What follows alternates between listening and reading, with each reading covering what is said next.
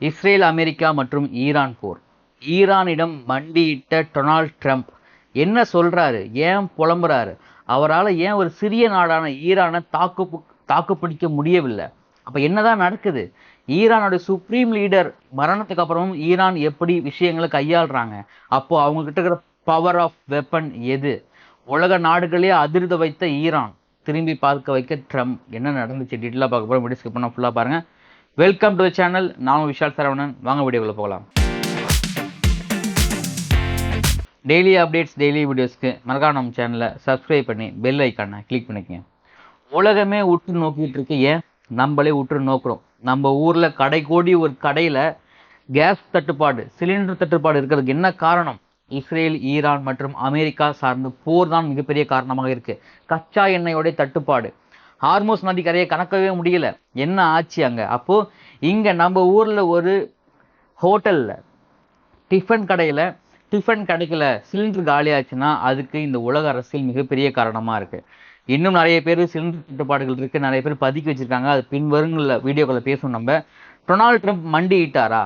ஏன் மண்டியிட்டார்? மிகப்பெரிய வல்லரசு நாடாச்சு அமெரிக்கா. அமெரிக்கா ராணுவம் மிகப்பெரிய ராணுவம். உலகத்துல இருக்கிற மிகப்பெரிய ராணுவத்துல அமெரிக்க ராணுவம் ஒண்ணு. தரைப்படை, கடற்படை, விமானப்படை அப்படின்னு எல்லா இடத்துலையும் பலம் வாய்ந்தவர்கள். சிறிய நாடு ஈரான் போன்ற சிறிய நாடை ஏன் தாக்க பிடிக்க முடியவில்லை? பல முறை தாக்குதல் நடத்தினாங்க.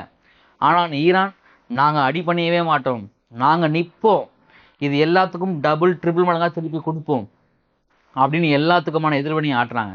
ட்ரம்ப் அவர்கள் என்ன சொல்றாருன்னா, ட்ரம்ப் அவர்கள் நேத்து வெள்ளை மாளிகையில செய்தியாளர் சந்திக்கும் பொழுது குமுறாரு, லிட்டரலா புலம்புறாரு. எங்களுக்கு நாட்டோ போன்ற நாடுகள் ஆதரவு கிடைக்க மாட்டாங்க. நாட்டோ அமெரிக்காவிடமிருந்து நிறைய சலுகைகளை மட்டும் வாங்கிக்கிறாங்க, ஆனா எங்களுக்கு ஆதரவு தர மாட்டாங்க அப்படிங்கிறாங்க. அது மட்டும் இல்லாமல் ஐரோப்பிய நாடுகளும் எங்களுக்கு ஆதரவு கொடுக்க மாட்டாங்க. நாங்க என்னதான் பண்றது? நாங்க எதிர்பார்க்கவே இல்லை ஈரானை இப்படி திருப்பி அடிப்பாங்க அப்படின்னு. இன்னொரு விஷயம், அவங்க வளைகுடா நாடுகளே திருப்பி அடிப்பாங்க நாங்கள் எதிர்பார்க்கவே கிடையாது. மிகப்பெரிய ஷாக்கிங்காக இருக்குது, நாங்கள் ஷாக் ஆகிட்டோம் அப்படிங்கிறாரு. அப்போ இதுக்கெல்லாம் என்ன காரணம் அப்படின்னு கேட்டிங்கன்னா, டொனால்ட் ட்ரம்ப் தன்னிச்சையாக எடுத்த முடிவு தான் இது எல்லாத்துக்கும் மிகப்பெரிய காரணமாக இருக்குது. தன்னிச்சையான முடிவுனா என்ன? ஈரான் மீது போர் தொடுப்பதை நாட்டோ மற்றும் ஐநா சபைகள் எதிர்த்தாங்க. அதை பண்ணக்கூடாது, உடனடியாக அமெரிக்கா நிறுத்த வேண்டும், இஸ்ரேலும் அமெரிக்காவும் நிறுத்த வேண்டும், கடுமையான விளைவுகளை சந்திப்பீங்கன்னு எச்சரிச்சாங்க. ஆனா டொனால்ட் ட்ரம்ப் கேட்கவே இல்லையே. நான் தான் சுப்ரீம் ஆச்சே, நான் சொல்றதுதான் இங்க சட்டம், நான் சொல்றதுதான் இங்க நீதி, நான் என்ன வேணா பண்ணும் அப்படின்னு என்ன வேணா பண்ணாரு. இன்னைக்கு டொனால்ட் ட்ரம்பால கச்சா எண்ணெயை டிபெண்ட் பண்ணிருக்கக்கூடிய பல நாடுகளுடைய கச்சா எண்ணெயோடைய ரேட்டு, டிமாண்ட் அதிகமாக இருக்கு. இந்தியாவுக்கு வருது, இந்தியாவுக்கு அப்பக்கப்ப வந்தாலுமே பட் நமக்கு இன்னுமே கேஸ் தட்டுப்பாடுகள் இருக்கு, சிலிண்டர் தட்டுப்பாடுகள் இருக்கு. பட் மற்ற நாடுகள் எல்லாம் மிகப்பெரிய சரிவு செஞ்சிருக்காங்க. ரேட்டு எக்கச்சக்கமா உயர்ந்து போயிருக்கு, டின் கணக்கில் உயருது ரேட்டு. அப்ப அதுக்கெல்லாம் காரணம் என்ன? அதுக்கெல்லாம் காரணம் அமெரிக்காவும் டொனால்ட் ட்ரம்ப்பும் ஈரான் போரும் தான். ஏன் அப்படின்னா, ஈரான் மிக சிறிய நாடுங்க, ஏன் பண்ணவே முடியல? ஹார்மோஸ் நதியிலிருந்து எப்படி கச்சா எண்ணெயை அமெரிக்காவில் எடுக்கவே முடியல?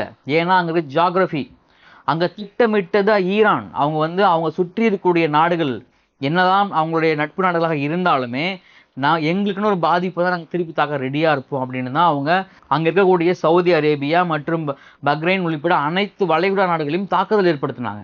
அண்ட் ஹார்மோஸ் நதி பாத்தீங்கன்னா, அந்த நதி ஃபுல்லாகவே ஈரான் கண்ட்ரோல் இருக்கு. அந்த நதியிலிருந்து ஒரு படகு கூட, ஒரு கப்பல் கூட கச்சா எண்ணெயை எடுத்துட்டு வர முடியாது. அங்க கண்ணி வெடிகள் வச்சிருக்காங்க, தண்ணி வெடிகள் வச்சிருக்காங்க. அது மட்டும் இல்லாம ட்ரோன் மூலியமாக தாக்குதல் நடத்துறாங்க. முழு கட்டுப்பாடு, இன்ச். ஆனா அமெரிக்காட்ட தான் மிகப்பெரிய கடற்படை இருக்கு. அவங்க நினைச்சா என்ன வேணா பண்ணலாம். பட் அது மற்ற இடங்கள்ல, ஆனா அவங்க இடத்துல பண்ணவே முடியாது. ஃபுல்லா மேப் போட்டு, ஸ்கட்ச் போட்டு கிளியரா வச்சு தூக்குறாங்க. ஒரு கப்பல், எண்ணெய் கப்பல் கூட வெளிவிட முடியாம எல்லாத்தையுமே அட்டாக் பண்றாங்க.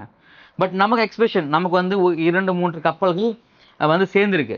ஆனா ஈரான் அமெரிக்காவை மிக பயங்கரமா கடுமையா தாக்கியிருக்காங்க. இங்கதான் அமெரிக்கா பயந்து போயிட்டாங்க. என்னன்னா, அவங்க கணிக்கவே கிடையாது, நம்ம ஈரானை தாக்குனா ஈரான் அவங்களுடைய நட்பு நாடுகள், சுத்தி இருக்கக்கூடிய நாடுகள் தாக்குவாங்கன்னு நினைக்கவே இல்லை. ஏன்னா எல்லாமே ஒரே மதத்தை சார்ந்த நாடுகள், முஸ்லீம் நாடுகள். அப்போ அவங்க தாக்க மாட்டாங்கன்னு நினைச்சிருப்பாங்க. ஆனா அங்கதான் ஈரான் வச்சாங்க ட்விஸ்ட். நீங்க எங்களையே தாக்கும் பொழுது எங்கள் நட்பு நாடுகள் என்ன, எங்க நாடே தாக்குறீங்க, நட்பு நாடுகள் தாக்க மாட்டோமா அப்படின்னு அவங்க வச்சாங்க ஆப்பு. அப்போ இந்த இடத்துல டொனால்ட் ட்ரம்போட கணிப்பு பழிக்கவே இல்லை. அவர் கணிச்சது எல்லாமே தப்பா இருந்திருக்கு. அவர் கணிச்ச விஷயங்கள் எல்லாமே ராங்கா இருந்திருக்கு. இன்னைக்கு கும்பிடுறாரு, எங்களுக்கு சப்போர்ட் பண்ணுங்க, நாட்டோ சப்போர்ட் பண்ணுங்க, ஐநா சப்போர்ட் பண்ணுங்க, மத்திய கிழக்கு நாடுகளுக்கு சப்போர்ட் பண்ணுங்க, வளைகுடா நாடுகளுக்கு சப்போர்ட் பண்ணுங்க. யாருமே சப்போர்ட் பண்ண ரெடியா இல்ல. யூரோப் கண்ட்ரிஸ்லாம் வந்து நீங்க கிட்டே வராதீங்கன்ட்டாங்க. அப்போ எல்லா பக்கம் இருந்தும் அமெரிக்கா கைவிடப்பட்டது. எல்லா பக்கம் இருந்தும் அமெரிக்கா கைவிடப்பட்டு யாருமே உதவ ரெடியா இல்ல. எல்லாருமே கச்சா எண்ணெயால மிகப்பெரிய பாதிப்புகள் ஏற்பட்டிருக்காங்க. ஏன்னா அவங்க நாட்டிலையுமே கச்சா எண்ணெயால பெட்ரோல், டீசல், சிலிண்டர் அப்படின்னு எல்லா அனைத்து விதமான பொருட்களுமே பாதிக்கப்பட்டிருக்கு. அதனால விலைவாசி உயர்வு, பொதுமக்களுடைய அன்றாடம் பாடுபடுறாங்க, எல்லாத்துக்குமே கிடைக்காம அவஸ்தைப்படுறாங்க. அவங்களுடைய அவஸ்தை தான் இங்க மிகப்பெரிய விஷயமா பார்க்கப்படும். ஏன் நம்ம ஊர்லயே இப்ப நீங்க எடுத்துக்கங்களேன். இப்ப நம்ம ஊர்ல ஹோட்டல்கள்ல பாத்தீங்கன்னா ஒரு சில ஹோட்டல்கள்ல நிறைய பொருட்களை வந்து நிறுத்திட்டாங்க. இட்லி கிடையாது, வடை கிடையாது, டீ மட்டும்தான் உண்டு, அந்த மாதிரி ஃப்ரைட் ரைஸ் கிடையாது, நிறுத்திட்டாங்க. ஆனா ஒரு சில இடங்கள்ல கிடைக்கும். அப்ப நான் சிலிண்டரை புக் பண்ணியே, வீட்டு உபயோக சிலிண்டர் புக் பண்ணியே 8 நாள் ஆகுது. இன்னையோட 10ஆம் தேதி புக் பண்ண, ஆனா இன்ன வரைக்குமே வரல. ஆனா என்ன சொல்றாங்கன்னா வீட்டு உபயோக சிலிண்டர் தான் நாங்க முன்னுரிமை தரேன்னு சொல்றாங்க. ஆனா இது வரைக்குமே வரல. அந்த குறிப்பிட்ட கேஸ் ஏஜென்சியை கால் பண்ணா கால் எடுக்க மாட்டாங்க. லேண்ட்லைன் கால் எடுக்கிறது இல்ல, ரெஸ்பான்ஸும் பண்றது இல்ல, எதுவுமே பண்றது இல்ல. பட் என்ன ஆக போகுதுன்னே தெரியல. ஆனா ஒரு சில ஹோட்டல்ஸ்க்கு, ஒரு சில வீடுக்கு மட்டும் நிறைய கிடைக்குது. அது எங்க இருந்து வரும்னு தெரியல. இங்க லோக்கல் இன்ஃபுளுன்ஸ் வச்சு அதை பயன்படுத்திக்கிறாங்க. அப்போ எந்த சோர்ஸும் இல்லாத மக்கள் எவ்வளவு கஷ்டப்படுறாங்க இதனால. அவங்களால என்ன சோர்ஸ் இருக்க முடியும்? புக் பண்ணா வரணும், வந்தா காசு கொடுத்து வாங்குவாங்க. ஆனா இங்க அப்படி கிடையாது. பதுக்கி வைக்கிறாங்க எல்லாருமே. பதுக்கி வச்சு வேண்டியவங்களுக்கு தான் கொடுக்குறாங்க. அப்போ உண்மையாகவே அடிப்படையா கஷ்டப்படுற மக்களை யாரை புரிஞ்சுக்க முடியும்? அதே மாதிரிதான் அனைத்து இடங்களிலும், அனைத்து நாடுகளிலும் நடக்குது. நமக்காவது 2-3 கப்பல்கள் வருது அங்கிருந்து. ஆனா மற்ற நாடுகள் நீங்க யோசிச்சு பாருங்களேன், அது கூட கிடையாது. அப்ப இன்னும் அந்த இடத்துல வந்து பாத்தீங்கன்னா அந்த பிரச்சனை இன்னும் உச்சமாகுது.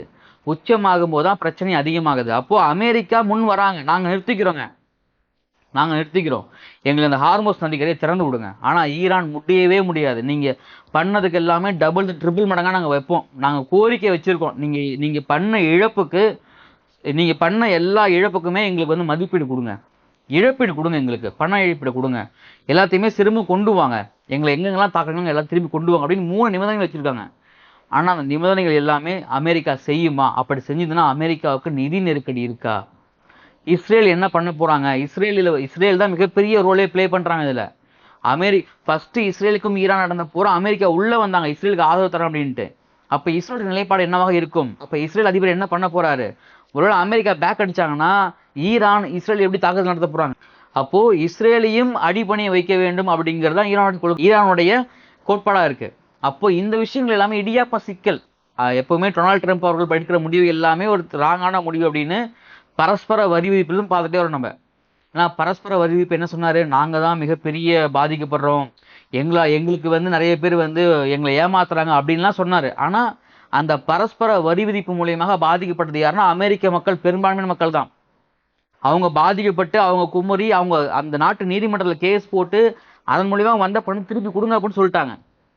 அப்ப அந்த அளவுக்கு டொனால்ட் ட்ரம்ப் ஒரு அவசர குடுக்கை அப்படின்னே சொல்லலாம். நம்ம எடுக்கிறதா சரியான முடிவாக இருக்கும், நம்ம எடுத்து முடிச்சிடலாம் அப்படின்ட்டு யாரிடம் எந்த ஆலோசனையும் செய்யாம, எந்த ஒரு முன்னறிவிப்பும் இல்லாம முடிவுகள் எடுப்பாருன்னா அந்த முடிவுகளுக்கு அவரே கொட்டு வாங்கிப்பாரு. இதுதான் இன்னைக்கு இங்க இஸ்ரேல் ஈரான் போர், அமெரிக்கா உட்பட போர் நடந்திருக்கு. சாதாரணமா நினைச்சாங்க ஈரானை, சாதாரண சின்ன நாடு தானே, எப்படி அவங்க திருப்பி அடிப்பாங்க, எப்படி சமாளிப்பாங்க, நமக்கு தான் சுற்றி வளைகுடா நாடுகள் நமக்கு ஆதரவா இருக்காங்கல்ல, அந்த பேஸை வச்சு நம்ம அவங்களை அடிச்சிடலாம், அவங்கள வந்து அப்படி அவங்க நம்ம கிட்ட சரண்டர் ஆயிடுவாங்க. அப்படி சரண்டர் ஆயிட்டாங்கன்னா இந்த ஹார்மோஸ் நதிக்கரையை வச்சு நம்ம மிகப்பெரிய ஆயில் மார்க்கெட்ல மிகப்பெரிய ஒரு எழுச்சி ஏற்படுத்தலாம், நம்ம கிட்ட தான் எல்லாமே வந்து நிக்கணும் அப்படிங்கிற மாதிரி பிளான்லாம் பண்ணாங்க. ஆனா நடந்ததே அங்க வேற. நீங்க ஒண்ணு நினைச்சீங்க, அங்க நடந்தது வேற. நாங்க வந்து சாதாரண சின்ன நாடு தாங்க, ஆனா நாங்க வச்சிருக்க பவர் வேற லெவல் பவர்னு ஈரான் திருப்பி அடிச்சு அமெரிக்கா கொட்டு வச்சு ஒரு முடிவு கட்டிட்டாங்க. அப்போ ஈரானை அவங்க சரண்டர் அடைய வைக்கணும் அப்படின்னா அந்த ஹார்மோஸ் நதிக்கரையை கைப்பற்றணும். ஆனா அமெரிக்கா கடற்படையால இப்போதைக்கு அது சாத்தியமற்ற செயல்.